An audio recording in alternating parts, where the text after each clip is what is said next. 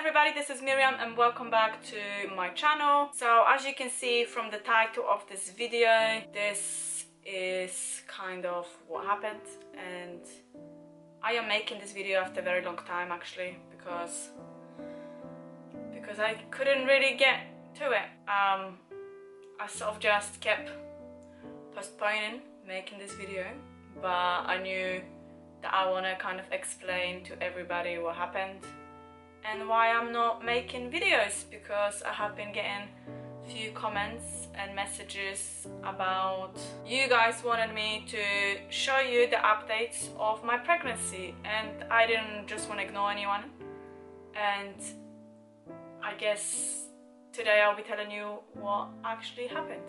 So probably, as you know, this is not a video easy to make, and like I said, I still want to say what happened, and hopefully there won't be any crying in this video because I cried too many times, but just talking about it and thinking about it kind of is upsetting, but hopefully not in this video. Obviously from the title of this video you obviously know that I had a miscarriage, and it actually happened at 13 weeks. So the safe period kind of pregnancy is up to 12 weeks. But you know, our bodies are so different, and I guess anything can happen when you're pregnant, so you just have to be really careful. And right now actually I would be 6 months pregnant because my baby was due to be born in April, but it's middle of January, so I would be 6 months pregnant, which is kind of really sad thinking about it. I guess it happens to 1/3 of the world, so I kind of learned to accept that part, even though it's not that easy to accept, because you think, why did it have to be me? But it is what it is, and this is how our bodies are designed to deal with pregnancy, I guess. So let me just explain kind of what happened. So I was pregnant in Australia while I was traveling, and after I found out I was pregnant, I had really hard time. I was struggling with my body, and I was in a lot of pain for about probably 3 months of really strong stomach pains, and I went to doctors about it, but they just kind of didn't even believe me. They told me to take some paracetamol, but I don't think they realized how strong the pains actually were, to the point where I've been in hospital one time, but everything seemed fine then. That was at 6 weeks of my pregnancy period. But I went to doctors at maybe 11 weeks, and I did mention the pains, and she was like, it's fine, it's normal. Obviously when I had miscarriage, maybe it had something to do with my pains, but I'm not really sure. Maybe it was just how my body reacted to it, because I always had problems with stomach pains. But these stomach pains were so intense that I couldn't move out of bed for 2 months, and it was really bad. On that note, I wanted to take care of myself and my body and to go back to my country, to England, where I can be close with my family and hopefully be observed by doctors that I know, and that was kind of the plan. So I decided to book the tickets before, but just after the 12 weeks period, so it kind of felt like it's safer, I suppose. Basically on the maybe 10th of October I decided to go back to my country, and that's what happened.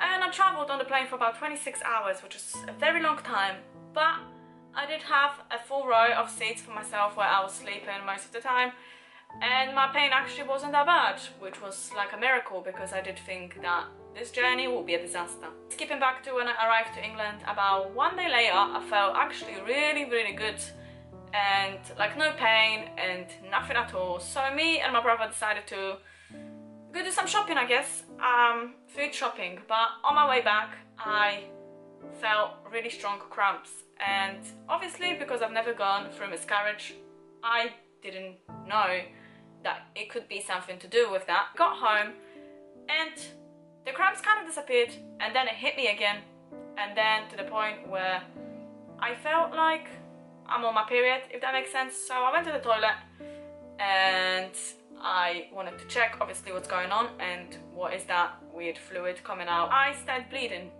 I'd say the bleeding wasn't that strong, but it was like a period bleeding, if that makes sense. like not too much bleeding, but just a small amount.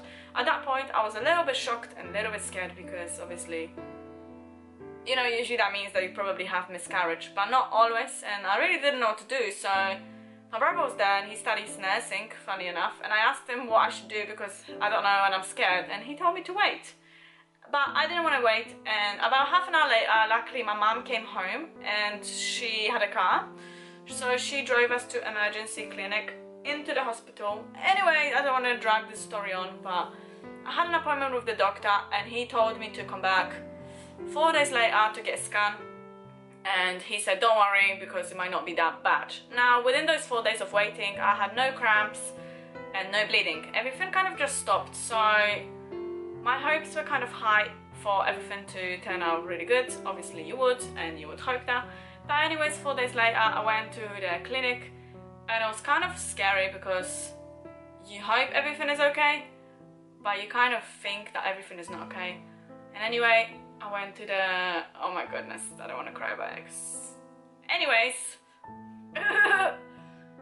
so you sit down in this chair, and obviously they put gel on, and literally 2 minutes later he said that the baby's dead, and it was obviously a big shock. And I started crying, and my mum was there, and yeah, we had like a 10 minutes cry because obviously it was a big shock. Now bear in mind, my boyfriend was actually in Australia because he was meant to meet me in December. So at that moment the only support I had was my close family, but you know, my boyfriend was only on the phone. And then I broke the news to everyone, and you know, everyone was shocked and upset, and yeah, that's kind of the story, I guess. How did it feel? Well, when I was traveling, that was my main motive, to travel the world and see the world, and I've actually never planned to have a baby at this age. Even though I am 24, it's a normal age to have babies, of course, but I always thought that I'm going to meet a boyfriend, you know, and get married first and do everything and then have kids. Basically, kids were not on my list of any list at this moment, and when it happened it was actually accidental, and it was with a person that I didn't know very well. I mean, we knew each other, we were very good friends, and there was more than friends, but I mean, for me, didn't know each other is about 6 months. For you people, that might mean that it's enough time, but for me personally, after being in a relationship before for a very, very long time, this felt like a short time. It took me a very long time to sort of decide what I wanted to do, and you know, the second option, apart from keeping the baby, is always abortion. But I just didn't really know what to do, but I learned to accept the fact that I am keeping the baby, and I will try to work with it, and try to work with keeping it with my boyfriend. But what I'm trying to say, I guess, is that it took me a very long time to accept the fact that my traveling dream might be ended at this very moment, and that I have to go back to my country, which I didn't want to go back to, and do something that I didn't really plan on doing with somebody that I'm not sure about yet. And then imagine that you changed all your plans and you came back to England, and my boyfriend decided to come with me in December, and 2 days later I had a miscarriage, and it was a massive shock. And then at that moment, literally all my plans and dreams and motives just disappeared. And now, even though it is like 3 months later, 4 almost, it's hard to figure out your new things that you want to do in life. And of course I love traveling, and I want to go back to traveling. And if you haven't followed me on my normal channel, it's actually called Miriamka, and I've done vlogs, and I've been traveling for over a year, and that became my dream and my actual one motive in life. But I guess if you want to get to know me, then you just have to go to that other channel. You probably want to know the future plans.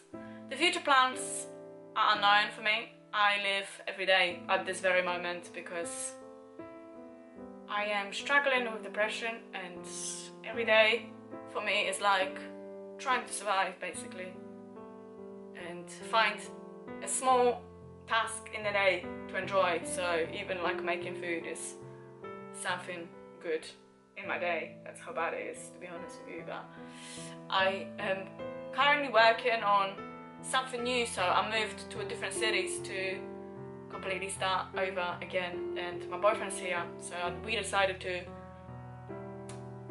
you know, be together for now and see how it goes really, and not be forced to be together because of the baby and stuff like that. But it's going good, I must say.